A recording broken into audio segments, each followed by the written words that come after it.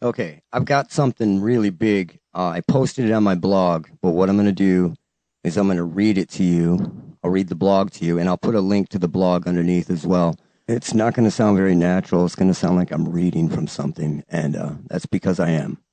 So I've been looking for this link between the fungal infection I've been telling people that they have, and 100% of them have it, targeted individuals, that is, and I finally found the connection between all of it. So I'm going to lay it out right here by reading my blog. The references are below, and I implore you to do your own research as well. So this connects the fungal infection with the heavy metals and everything else in your body. Here we go. It says, for a very long time, I've been telling targeted individuals that they are suffering from a fungal infection of the body, and that this infection is the sensitizer that's making them different from the person standing next to them. I've stated that this is the reason they're feeling shocks, vibrations, pains, pricks, twitches, auditory sounds, etc. I've also stated that metals in the body that create a battery out of the human body were in their bodies and at work as well. I knew this. I knew this from making myself the white rabbit and experimenting with myself for too long. It wasn't until now that I could make the connection between the fungus, the metals, and the sensations that targeted individuals feel and experience. This is the missing link that I've been looking for since I've started researching this. This is the missing information that will shut up and shut down any naysayers and people that still believe people are following them around with pocket weapons, laptop weapons, or that they target them with an implant with chips. Again, I never claimed that this never happened in the past. I'm only claiming that this is completely unnecessary now. After all, the goal of all these kinds of operations is to leave as little evidence as possible, and this is the pinnacle. Some years ago, I was messing with a battery-powered light. It ran off a typical alkaline battery, and I was having an issue with it staying on. So I was opening it up, and I was bending the contact springs, messing with it, putting it back together, and repeating. On my last attempt, something bad happened. I was lying on my back and felt some liquid on my lower stomach.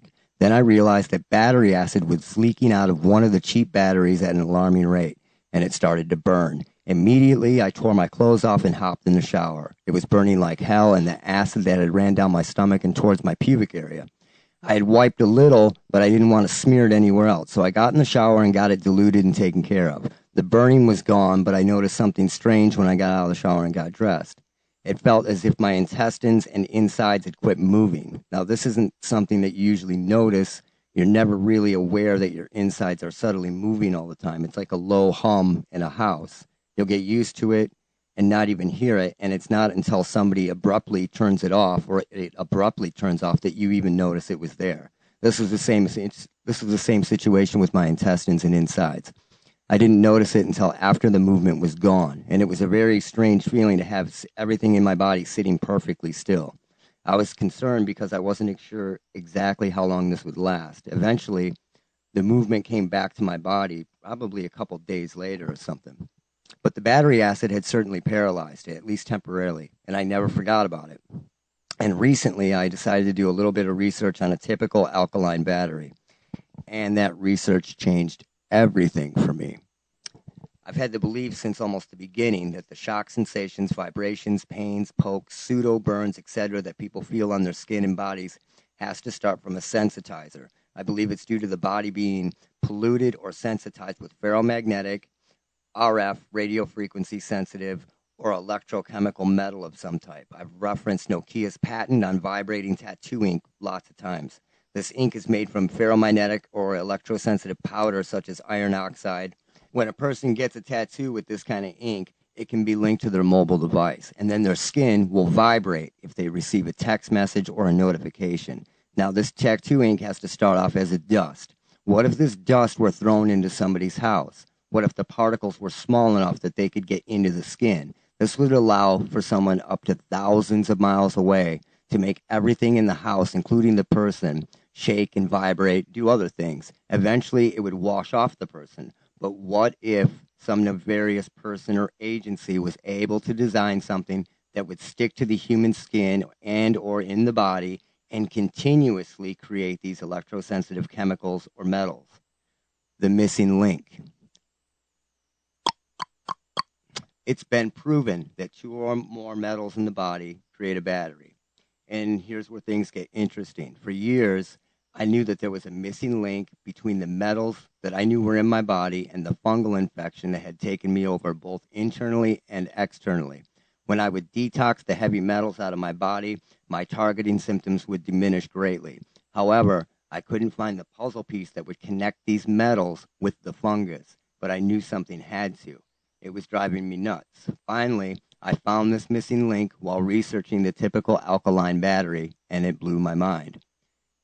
As it turns out, a big thing in science right now is using mold and fungus to create alkaline and lithium batteries anywhere.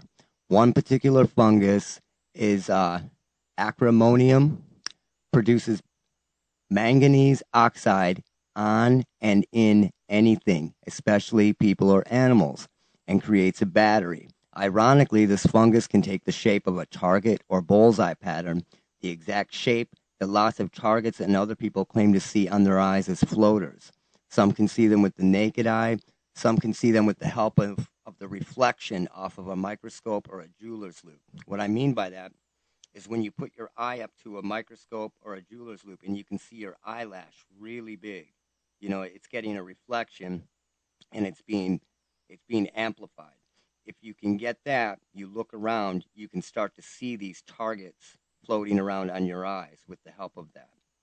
All right. Infection from this fungus alone can cause arthritis, a myriad of different things, pneumonia, and subcutaneous infections. You have to read it. Go to my blog and read it.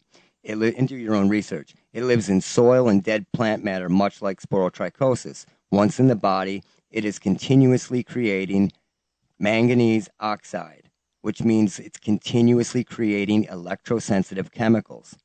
And if you don't believe me, in the Smithsonian, they brag about the fungus that can make a better lithium-ion battery due to the ability of the fungus to produce manganese oxide.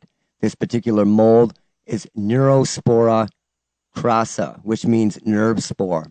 The manganese oxide produced has electrochemical properties. It becomes biomineralized, to quote the magazine. Now, the kicker about this is that the manganese oxide can also be used as a makeshift electrode as well. Some targets and unassuming targets would laugh when I told them they had a fungal infection. Some were curious. Some people listened. For some people, this infection is practically invisible. It wasn't and isn't until breaking up the film on their skin with a handful of Epsom salt baths that they realized they actually did have this fungal infection in and on their bodies. I was having a hard time connecting the electronic angle of all this with the fungal angle until this discovery. I knew the connection was important, but I couldn't connect the pieces until I started researching the alkaline battery and, more importantly, the manganese oxide in it. All it takes is water, and we're mostly water after all. Once I researched this, the missing link was connected. And then there's reference links to the Smithsonian there, and I believe I put another one up as well. Now, if a person's body has been infected with any of these particular fungal strains, or even a GMO version of this fungal strain, which is probably more likely the case, similar to this in sporotrichosis, the fungus in and on their bodies are continuously creating manganese oxide or lithium manganese oxide. This means their bodies are continuously making chemicals that have electrochemical properties. They are batteries. The necessary volts needed to cause the symptoms that people complain of are so little that it's almost undetectable. And what does this all mean? It means the fungus I've been talking about for so long is the actual battery, the power source and sensitizer for this electronic harassment. It also means that the manganese produced by this fungus can be used as electrodes. And then I show an image there. If a person becomes poisoned by manganese, and you have to be really saturated in this stuff, the symptoms can vary. Many people who are diagnosed with Parkinson's or have Parkinson's symptoms can actually have manganese poisoning. And then here's a list of the symptoms. You go through it. And it affects your dopamines. It can make you apathetic and weak. You get headaches. You can be confused, depressed, short-term memory loss, slurred speech, hallucinations, tremors, involuntary muscle movements, poor coordination, a mask-like or rigid face, staggering, or your gait screwed up. Your gait as you're walking. And it was usually miners and people who worked around kilns that developed this kind of stuff. So you may or may not have manganese poisoning. So, you know, I just put that up as a reference thing. So let's move on. Here it shows it's a link to manganese ferrite blended with a multi-volt carbon nanotubes as microwave absorbing materials. Interesting. And then here's manganese and mold used as electrodes. And then we'll move on from there.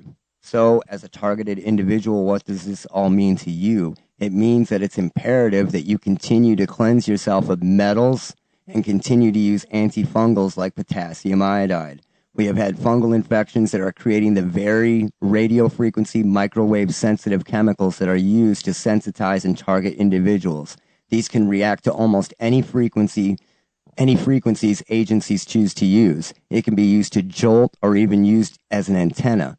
What would normally just wash off you over time is being reproduced as the fungal infection spreads and just keeps making this this manganese oxide. You may have had this infection much longer than you're targeting, and that's because what I refer to as the tipping point. I believe that once certain chemicals in your body hit a certain level, you begin to have these targeting symptoms, and I believe now that that chemical is manganese oxide. This explains why some targets produce black specks on their bodies. Even Morgellons patients, and 100% of targeted individuals have this infection, whether they realize it or not. It explains why 100% of these targets have this infection. It explains why targets seem to have crystal-like substances on their skin or like glitter or weird stuff. And here's a quote from the Smithsonian. You get this crusty, crystal-looking biomass. It explains why more targets cleanses their bodies. The more a target cleanses their bodies of metals and uses antifungals, the more their symptoms subside. It explains the weird pigment issues on the skin that targets deal with. Look up manganese and pigment. It explains some of the physical symptoms that targets have, such as shaking or a rigid face, if they have a lot of this in their system. And as I study this more, I'll be adding more to this. I believe this is the turning point in understanding what exactly is sensitizing us and making us different from, say, our neighbor or a roommate or a family member. And I mean that. So the more I learn about this, the more I'll let you know. And then underneath, I have a photo, which I'll put in the video, and it's an artist's rendering, or a rendering. It may not even be an artist's rendering, but it's a rendering of electricity moving through a mold that has been creating manganese oxide. So there you go. Check out my blog. I'll put the link below. And do research on your own. And the more that I learn, the more I will put up. But I finally made the connection between the mold and the electricity and the sensations and everything else. And I believe this. So I'll keep you updated. Thanks a lot, guys. And thanks to everybody who has donated to help me out. I was down for a while, but I have been doing so much research. It's intense. And I'm still sleeping a lot, but I'm when I do stuff, I'm getting a lot done. Thanks a lot.